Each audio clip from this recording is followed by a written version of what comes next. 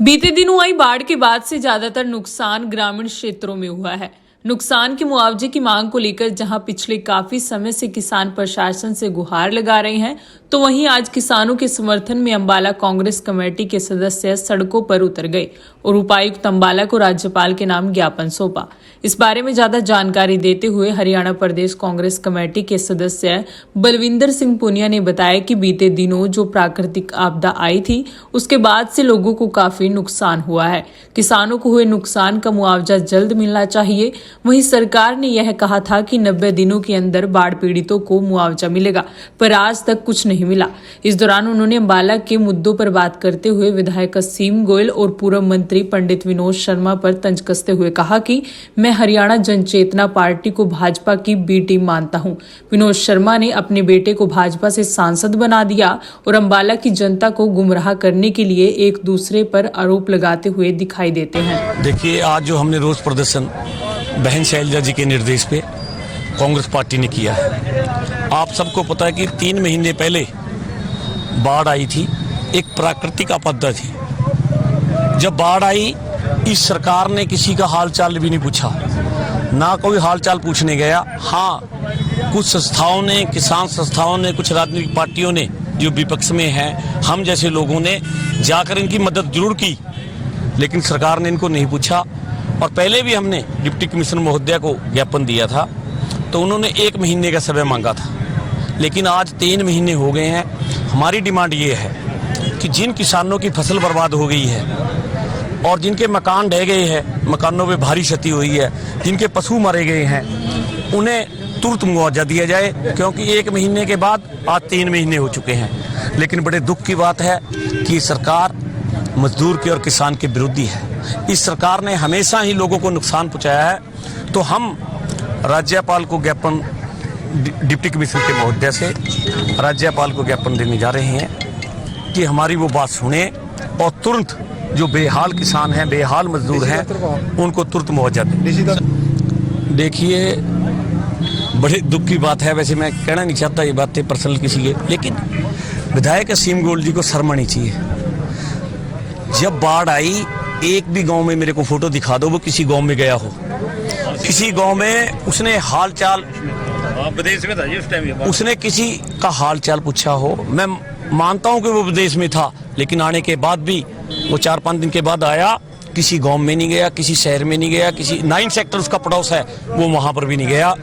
आज सिर्फ वो वाई लूटने का काम कर रहा है, लेकिन आज जनता उससे त्रस्त है। मैं आपको एक बात कहना चाहूंगा कि आने वाले समय के अंदर जनता उसकी जमान जब्त कराएगी और अपना हिसाब किताब पूरा लेगी। असीम गोयल जी एक झूठे वादे करते हैं।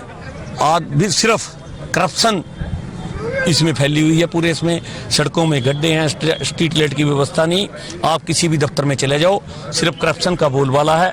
और असीम गोयल जी ने मंथलियां लेके काम कर रहे हैं। सारे गांव की सड़कें टूटी। साथ ही 2 महीने में हम सब सड़कें ठीक कर देंगे। सड़कों की हालत जर्जर से भी जर्जर हो चुकी है, किसी गांव में कोई मुआवजा नहीं मिला। तो हम सरकार से भी मांग करते हैं और डिप्टी कमिश्नर महोदया को भी आज हमने राज्यपाल को ज्ञापन देने के लिए, पोर्टल की जो ये समस्या थी, हम पहले भी डिप्टी कमिश्नर महोदया से 2 महीने पहले मिले थे। इस पोर्टल की तो ऐसी समस्या है, किसान को उलझा के रख दिया, क्योंकि इस पे कोई गौर नहीं करता। सिर्फ ये कहते कुछ हैं, करते कुछ हैं।